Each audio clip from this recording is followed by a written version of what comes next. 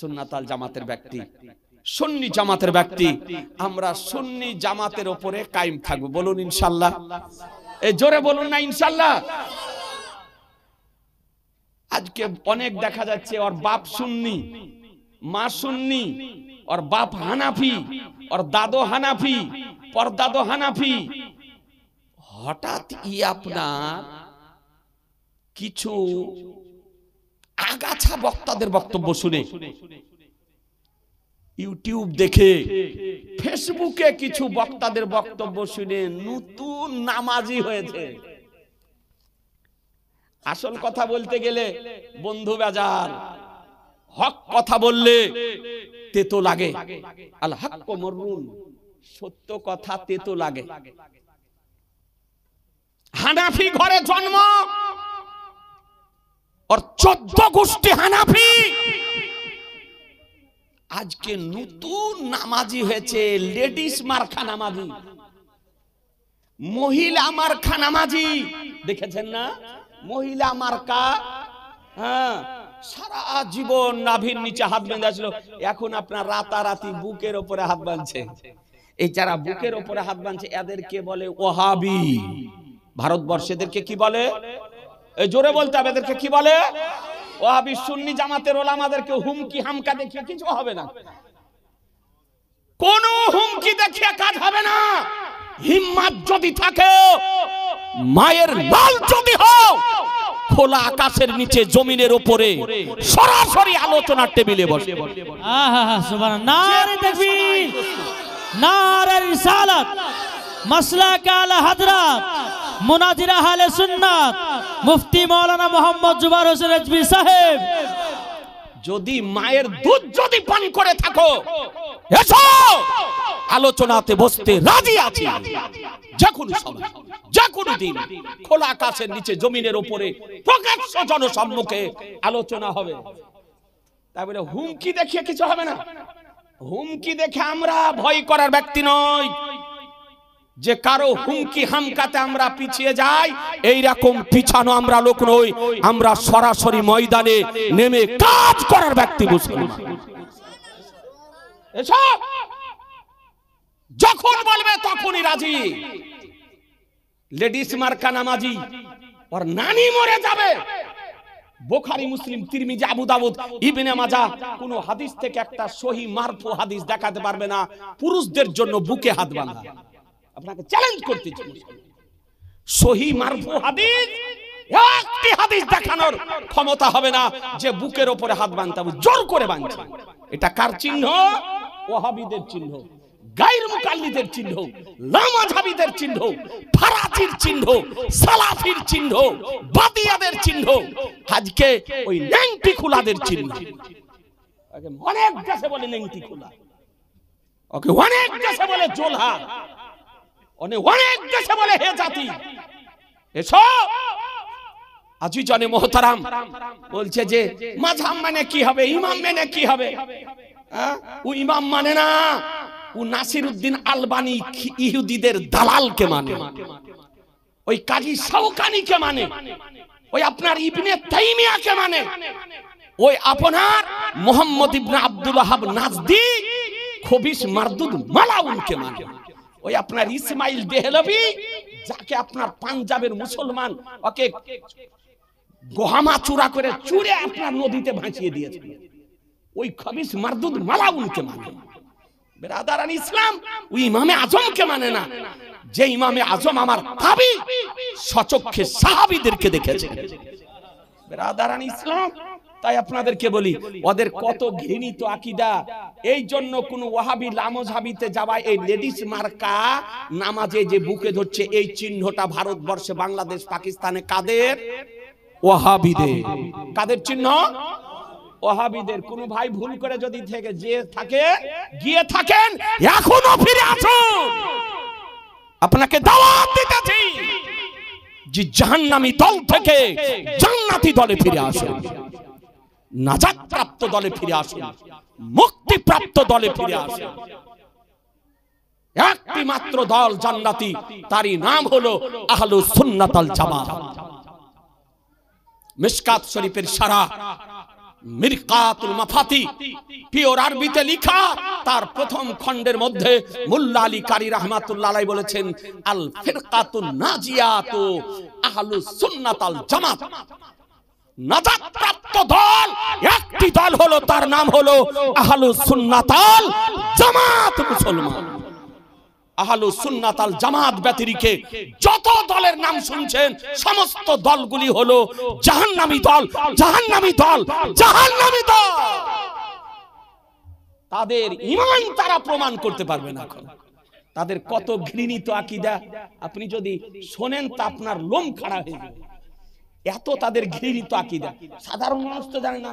দেখি গো বইটা দু চারটা আকীদা আপনাকে শুনিয়ে দিই। তাদের কত ঘৃণিত আকীদা, তারা কি কি বলেছে দু চারটা ওদের মশলা শুনুন, শুনেন। ওই দলে আপনি যাবেন, ব্রাদার আল ইসলাম, বীর্য যেটা মানুষের বের হয়, বীর্য এটা পাক না না পাক? এই জোরে বলেন না, না পাক। একটা মূর্খ লোকও জানে যে বীর্য হলো না পাক। আর এই ওয়াহাবি এই বুকের উপরে হাত বাঁধাদের গুরু কি লিখেছে দেখুন, লিখছে মানি পাক হ্যায়, বীর্য হলো পাক, বীর্য হলো পাক।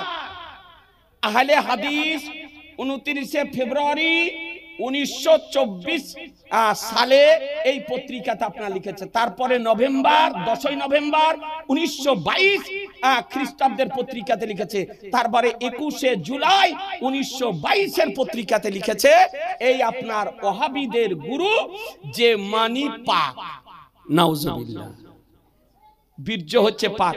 যারা বীর্যকে পাক বলে ওই দলে যাবে? এই জোরে বলেন না, যাবে না মুসলমান। তারপরে কি লিখেছে, তারপর দু চারটা মশলা শুনালেন। মানুষ তো বুঝে না, না বুঝে আপনার যায়, ও আপনার ফাতোয়া তো জানে না, হাদিস কোরআন তো কোনোদিন পড়েনি, তাদের আকীদা সম্পর্কে না। তারপরে কি লিখতেছে, दूध के कढ़ाई में अगर बच्चा के पेशाब के कतरे गिर जाए तो दूध पाक है।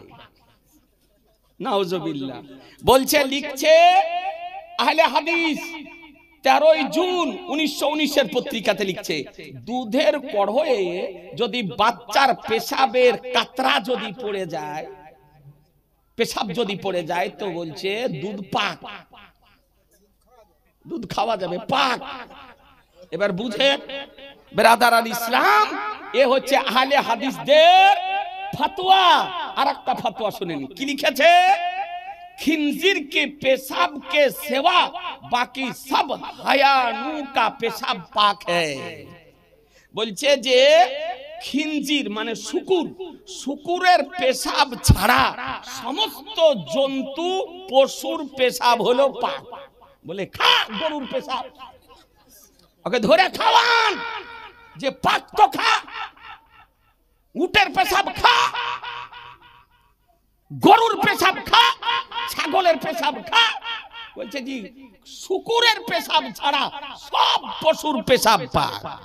এই লিখেছে আহলে হাদিসের আপনার কিতাব আহলে হাদিস 10 নভেম্বর 1922।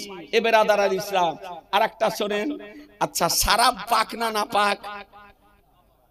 শরাব মানে মদ, শরাব মানে মদ, মদ পাক না না পাক? না পাক। কাপড়ে যদি লেগে যায় তো কাপড়ও না পাক হয়ে যাবে। ও কি লিখতেছে, শরাব পাক হ্যায়, শরাব হলো পবিত্র, মদ হলো পবিত্র, পাক। আহলে হাদিস 8 ডিসেম্বর 1922 সালের আপনার লিখা, পেজ নাম্বার 2। যে বলে মদ পাক ওই দলে যাওয়া যাবে? এই জোরে বলেন না, যাওয়া যাবে না। এই আহলে হাদিস বুকে হাত বাঁধা ফাড়ুয়ার নেতারা এই কথা আপনার বলেছে, তাও মানুষ বুঝে না। আমি অনুরোধ করে বলবো যে কেউ যদি ওই দলে গিয়ে থাকেন এখনো ফিরে আসুন, সুন্নি জামাতে ফিরে আসুন। আজি জানে মোহতারাম। তারপরে কি লিখতেছে দেখুন, বলছে হাইজ और निफास के खून के सिवा बाकी सब खून पाक है। বলছে হাইজ ও নিফাস মানে মায়েদের যে মাহবারি হয়, প্রতি মাসিক হয়, এই খুন রক্ত, আর বাচ্চা জন্মগ্রহণ ভূমিষ্ঠ হওয়ার পর যে ব্লিডিং হয় সেই রক্ত বাকি ছাড়া সমস্ত খুন হচ্ছে পাক। নাউজুবিল্লাহ। খাওয়াকে রক্ত খাওয়ান, রক্ত খাওয়া দলের লোক, রক্ত খাওয়া দলের লোক ওই দলে যাবেন? আজিজানে মোহতারাম, তারপরে কি লিখতেছে? অনেক আছে, তো দু চারটা আপনাকে শোনাই। বলছে যে কেচুয়া, কাকড়া, ঘুংলা হালাল হ্যায়। বলছে কেঁচো হালাল, কাঁকড়া হালাল। ওকে ধরে ধরে কেঁচা খাওয়ান, কাঁকড়া খাওয়ান। ও আদিবাসীর জাত। ওই বাংলাদেশের আব্দুর রাজ্জাক বিন ইউসুফ আপনার বলেছে, বলছে জি কেঁচা খাওয়া জায়েজ, শামুক খাওয়া জায়েজ, ঝিনুক খাওয়া জায়েজ, কচ্ছপ খাওয়া জায়েজ, বলছে সব খাওয়া জায়েজ। ওই জাতের যারা কেঁচা খাওয়াকে জায়েজ বলে, বেরাদারান ইসলাম কাঁকড়া খাওয়াকে জায়েজ বলে, শামুক খাওয়াকে জায়েজ বলে, ঝিনুক খাওয়াকে জায়েজ বলে, ওই দলে যাওয়া চলবে? তাহলে ওই আহলে হাদিস লামাযহাবীরা হলো কেঁচা খাওয়ার দলের লোক, ঘুগিরা খাওয়া দলের লোক, কাঁকড়া খাওয়া দলের লোক, শামুক ঝিনুক খাওয়া দলের লোক। ওই শামুক ঝিনুক খাওয়া দলে যাওয়া যাবে? হ্যাঁ বেরাদারান ইসলাম। তারপরে লিখতেছে যে কাফের কা জাবিহা হালাল হ্যায়। বলছে কোন কাফের, ডোম, মেথর, হিন্দু যদি কোনো পশু জবাই করে দেয় তো বলছে আর জবাইকৃত পশুর মাংস খাওয়া যায়। এই খাবে? এই কোন ডোম চামালে যদি কোন হিন্দুতে যদি আপনার মুরগি, ছাগল, গরু যদি জবাই করে দেয় ওই পশুর মাংস খাবেন? এই জোরে বলেন না। আর এই লামাযহাবী আহলে হাদিসদের গুরু বলেছে যে কাফেরের জবাকৃত পশুর মাংস খাওয়া হালাল। ব্রাদারান ইসলাম এরকম অনেক মশলা বলেছে। ব্রাদারান ইসলাম আর একটা আপনাকে বলে দিই কি কথা বলেছে। আহলে হাদিস 8ই মার্চ 1929 খ্রিস্টাব্দের পত্রিকা, তাতে লিখছে জঙ্গি জরুরত কে লিয়ে সিনেমা দেখনা জায়েজ হ্যায়। বলছে যুদ্ধের প্রয়োজনের জন্য সিনেমা দেখা জায়েজ। এই সিনেমা খোর ওই লামাযহাবী আহলে হাদিস হলো যারা সিনেমাকে জায়েজ বলতে পারে। বেরাদারান ইসলামের আলো সিনেমাখোর যারা সিনেমা দেখা জায়েজ বলে ওই দলে যাওয়া যাবে? হ্যাঁ, ওরা সিনেমা দেখার দলের লোক। এই মানুষ বুঝতে পারে না। আজিজানে মোহতারাম, তারপরে কি লিখতেছে ব্রাদারান ইসলাম? অনেক কথা লিখেছে, রাত্রি হয়ে গেছে। আর একটা আপনাকে মশলা শুনিয়ে দিই। তারপরে কি লিখতেছে যে হায়েজা কো কোরআন পড়নে কি ইজাজত হ্যায়। নাউজুবিল্লাহ, জোরে বলে নাউজুবিল্লাহ। আহলে হাদিস 13 জুন 1919 খ্রিস্টাব্দের পত্রিকা বলছে হায়েজা মানে যে মায়েদের মাসিক হয়, মাসিক অবস্থায় মাসিক মেন্স হয়েছে, তো এই মেন্স হওয়া মহিলার বলছে কোরআন শরীফ পড়ার অনুমতি আছে। বলুন মুসলমান, মেন্স অবস্থায়, মাসিক অবস্থায় কোরআন শরীফ পড়া যাবে না? হারাম। আরে আহলে হাদিস লামাযহাবীদের গুরুরা বলেছে যে মাসিক অবস্থায় কোরআন শরীফ পড়ার অনুমতি আছে। ওই আপনার আহলে হাদিসের এজেন্ট আব্দুর রাজ্জাক বিন ইউসুফ আপনার ওই পাগল বলেছে হাইজ অবস্থাতে কোরআন